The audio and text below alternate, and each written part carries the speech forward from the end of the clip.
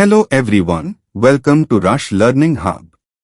In this lecture, we will study Unit 6 of UGC NET Environmental Science, Environmental Pollution and Control. Environmental pollution refers to any undesirable change in the physical, chemical, or biological characteristics of air, water, and land that adversely affects living organisms and ecosystems. This unit is one of the most important sections of the UGC NET syllabus because it combines theoretical concepts, environmental standards, monitoring techniques, pollution control technologies, and numerical applications. In this lecture, we will cover air pollution, noise pollution, water pollution, soil pollution, thermal pollution, marine pollution, and radioactive pollution. We will also discuss important concepts such as NAAQS, Gaussian Plume model, BOD, COD, wastewater treatment, and radiation protection, which are frequently asked in UGC NET examinations. Let us begin with air pollution. Air pollution, sources and types. Air pollution is defined as the presence of contaminants in the atmosphere at concentrations that may cause harm to humans, animals, plants, and materials. Based on origin, air pollutants are classified into natural and anthropogenic sources. Natural sources include volcanic eruptions, forest fires, sea spray, dust storms, pollen grains, and microbial emissions. Anthropogenic sources are human-generated and include industries, thermal power plants, automobiles, mining activities, construction work, and agricultural residue burning. Pollutants are also categorized as primary and secondary pollutants. Primary pollutants are emitted directly from the source. Examples include carbon monoxide, sulfur dioxide, nitrogen oxides, hydrocarbons, particulate matter, and lead. Secondary pollutants are formed in the atmosphere through chemical and photochemical reactions. Examples include ozone, peroxyacetyl nitrate or PAN, sulfuric acid, nitric acid, and photochemical smog. An important UGC NET concept is criteria air pollutants. These are pollutants commonly monitored because of their impact on public health and environmental quality. Examples include PM2.5, PM10, sulfur dioxide, nitrogen dioxide, carbon monoxide, ozone, lead, and ammonia. Air pollution monitoring and control. Air quality monitoring helps assess pollutant concentration, determine compliance with standards, and evaluate environmental and health risks. Monitoring can be carried out through ambient air monitoring and stack emission monitoring. Ambient monitoring measures pollutant concentration in the surrounding atmosphere, while stack monitoring measures emissions directly from industrial chimneys. Major pollutants monitored include PM2.5, PM10, sulfur dioxide, nitrogen dioxide, carbon monoxide, ozone, and ammonia. For particulate matter measurement, instruments such as high-volume samplers, respirable dust samplers, and PM2.5 samplers are commonly used. For gaseous pollutants, gas analyzers, spectrophotometers, and continuous monitoring systems are employed. To control particulate emissions, several devices are used.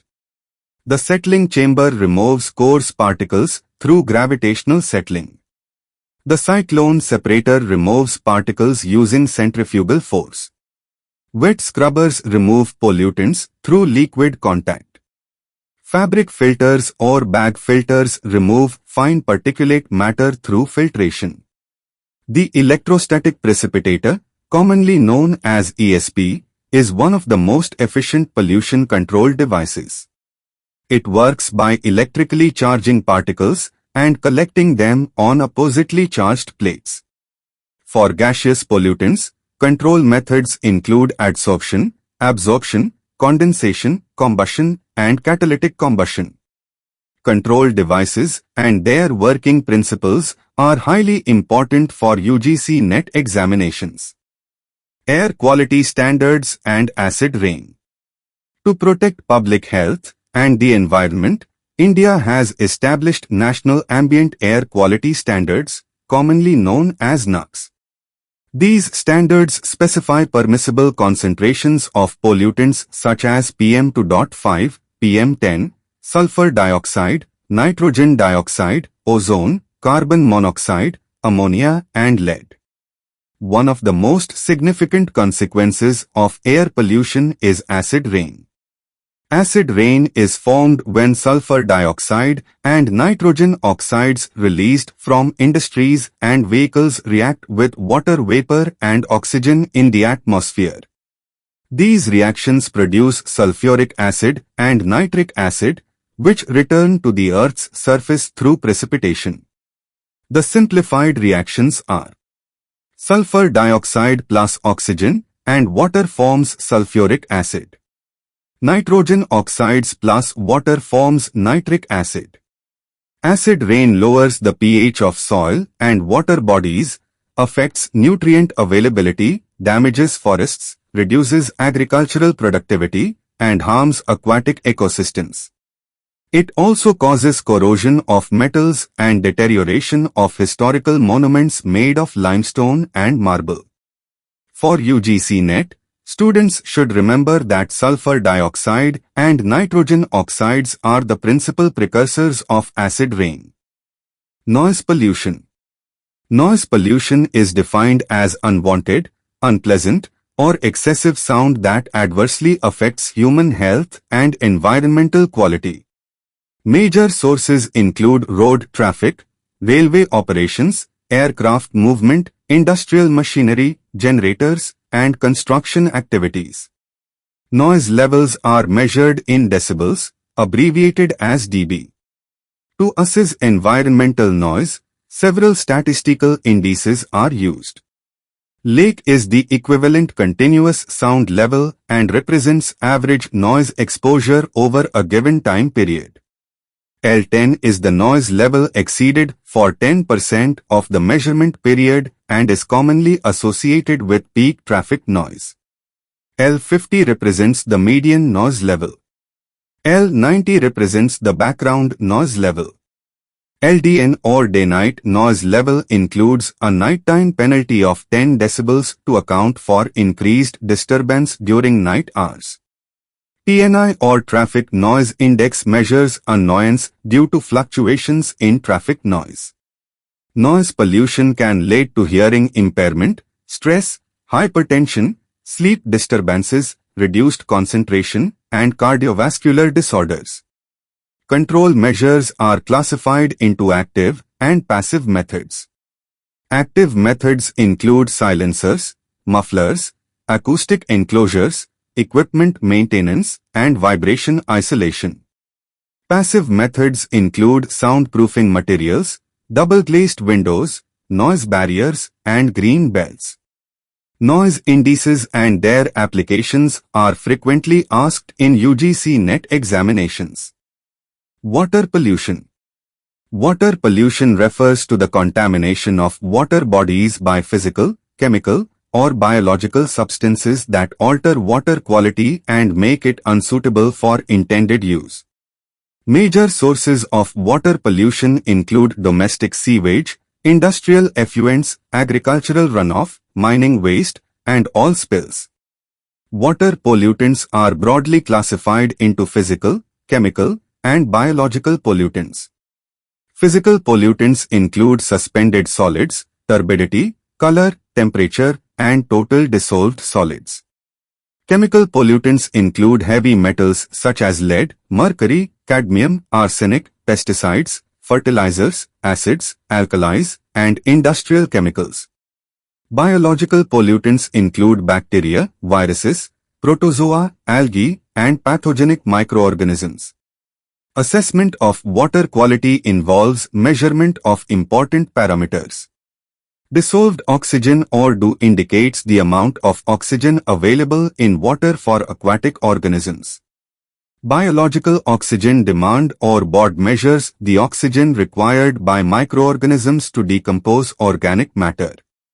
Chemical oxygen demand or COD measures the total oxygen required to chemically oxidize organic and inorganic substances. Higher BOD and COD values indicate greater pollution levels. Microbiological quality is assessed using the most probable number or MPN method for estimating coliform bacteria. Water pollution leads to deterioration of water quality, loss of aquatic biodiversity, eutrophication, biomagnification, and outbreaks of waterborne diseases such as cholera, typhoid, and dysentery. BOD, COD, DO, and MPN are among the most important and repeatedly asked topics in UGC NET Environmental Science. Drinking water and wastewater treatment. Welcome to this important topic on drinking water and wastewater treatment, a frequently asked area in UGC NET Environmental Science. Water treatment is the process of removing contaminants and making water suitable for human consumption and environmental discharge. Let's first understand drinking water treatment. The first step is coagulation. In this process, chemicals known as coagulants, such as alum or ferric chloride, are added to water. These chemicals neutralize the charges on suspended particles, allowing them to come together. The second step is flocculation. Gentle mixing helps the small particles combine into larger masses called flocks. Next comes sedimentation. Due to gravity, these heavy flocks settle at the bottom of the tank, separating from the clear water. The fourth stage is filtration. Water passes through layers of sand, gravel, and activated carbon to remove fine suspended particles and microorganisms. The final stage is disinfection. Chlorine, ozone, or ultraviolet radiation is used to destroy disease-causing pathogens and ensure safe drinking water.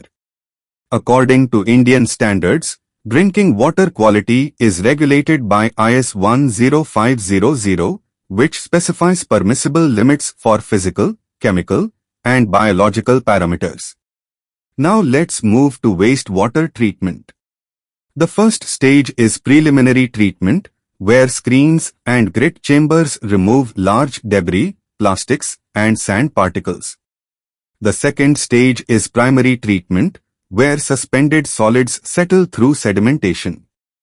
The third stage is secondary treatment, which uses microorganisms to biologically degrade organic pollutants. Activated sludge and trickling filters are common methods. The fourth stage is tertiary treatment, an advanced treatment process used to remove nutrients, pathogens, heavy metals, and dissolved contaminants. Two important parameters used to assess water quality are BOD and COD. Biochemical oxygen demand or BOD indicates the amount of oxygen required by microorganisms to decompose organic matter. Chemical oxygen demand or COD measures the total oxygen needed to oxidize both biodegradable and non-biodegradable substances.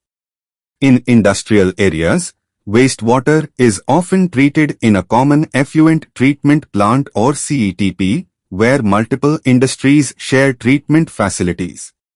For UGC NET, remember, higher BOD indicates higher organic pollution. COD is usually greater than BOD. IS 10500 is the standard for drinking water quality, and CETP is a common treatment facility for industrial effluents. Soil pollution. Now let's discuss soil pollution, which refers to the contamination of soil by harmful substances that adversely affect soil health, productivity, and ecosystem functioning. Several human activities contribute to soil pollution. The excessive use of pesticides introduces toxic chemicals that persist in the soil. Overuse of fertilizers alters soil chemistry and can lead to nutrient imbalance. Industrial waste contributes heavy metals such as lead, cadmium, mercury, and chromium. Mining activities expose toxic materials and degrade soil structure. Improper disposal of municipal solid waste further contaminates land resources. Soil pollution has several environmental consequences. One major effect is reduced soil fertility, which lowers agricultural productivity. Another serious consequence is heavy metal accumulation, where toxic metals enter the food chain through crops. Pollutants can also percolate downward and cause groundwater contamination, threatening drinking water supplies. Fortunately, soil possesses natural self-purification mechanisms. Soil microorganisms such as bacteria, fungi, and actinomycetes play a critical role in the decomposition of organic pollutants. This natural breakdown process is known as biodegradation. An important remediation technique is bioremediation, where microorganisms are intentionally used to degrade toxic substances. Another eco-friendly approach is phytoremediation, which uses plants to absorb, stabilize, or remove contaminants from soil. For example, sunflower and mustard plants are often used for heavy metal remediation. To evaluate soil health, scientists conduct soil quality analysis, which examines physical, chemical, and biological properties. Important parameters include pH, organic carbon content, nutrient status, microbial activity, and contaminant concentration. Thermal, marine, and radioactive pollution. Let's now explore three specialized forms of pollution: thermal pollution, marine pollution, and radioactive pollution. First, thermal pollution. Thermal pollution occurs when industries or power plants release heated water into rivers, lakes, or oceans. This increases water temperature and alters aquatic ecosystems. A major source is thermal power plants and nuclear power stations. Urbanization also creates heat islands, where cities experience higher temperatures due to concrete structures and reduced vegetation. One important consequence is the reduction of dissolved oxygen or DO. Warm water holds less oxygen, making survival difficult for fish and aquatic organisms. Now let's discuss marine pollution. Marine pollution refers to contamination of oceans, seas, and coastal regions. One major source is oil spills, which damage marine habitats and affect birds, fish, and coastal ecosystems. Another growing concern is plastic waste. Microplastics accumulate in marine food chains and threaten biodiversity. Sewage discharge introduces pathogens and nutrients, often leading to eutrophication. Effective coastal management, waste treatment, and international regulations are essential for controlling marine pollution. Finally, let's discuss radioactive pollution. Radioactive pollution results from the release of radioactive substances into the environment. Major sources include nuclear power plants, nuclear accidents, medical facilities, research laboratories, and radioactive waste disposal. Radioactive substances emit ionizing radiation, including alpha particles, beta particles, and gamma rays. Exposure can damage DNA and living cells. Health impacts include cancer, genetic mutations, birth defects, and immune system disorders. To minimize radiation exposure, we follow three fundamental principles. The first principle is time, reduce the duration of exposure. The second principle is distance, increase the distance from the radiation source. The third principle is shielding, use protective barriers such as lead, concrete, or water. These are collectively known as the radiation protection principles. For UGC NET, remember: thermal pollution reduces dissolved oxygen. Marine pollution includes oil spills and plastic waste. Radioactive pollution involves ionizing radiation. And radiation safety is based on time, distance, and shielding. Unit 6 Quick Revision. Congratulations! We have completed Unit 6, Environmental Pollution and Control. Let's quickly revise the most important concepts for UGC NET examination. In air pollution, remember NAAQS, PM2.5, PM10, Gaussian Plume model, Electrostatic Precipitator or ESP, and Air Quality Index. In noise pollution, focus on lake, LDN, hearing impairment, and noise control measures. In water pollution, revise BOD, COD, MPN, IS 10500, CETP, ETP, and STP. In soil pollution, remember heavy metals, soil fertility, bioremediation, phytoremediation, and soil quality analysis. In thermal pollution, heat islands, increased water temperature, and reduced dissolved oxygen are key concepts. In marine pollution, oil spills, plastic waste, sewage discharge, eutrophication, and coastal management are frequently tested topics. In radioactive pollution, alpha, beta, gamma radiation, biological effects, and radiation protection principles are highly important. Most expected UGC NET topics from this unit include air quality standards and AQI, Gaussian Plume model, PM2.5 and PM10, noise metrics such as lake and LDN, water quality parameters like BOD, COD, and MPN, bioremediation and phytoremediation, heat island effect, marine pollution management, and radiation protection principles. A useful memory tip: air pollution equals PM2.5 and ESP. Noise pollution equals lake and LDN. Water pollution equals BOD and COD. Soil pollution equals bioremediation and phytoremediation. Thermal pollution equals heat island. Marine pollution equals oil spill. Radioactive pollution equals time, distance, and shielding. Master these concepts thoroughly, and you will be well prepared for UGC NET Environmental Science questions from Unit 6. Thank you for learning with Rush Learning Hub. Best wishes for your UGC NET preparation.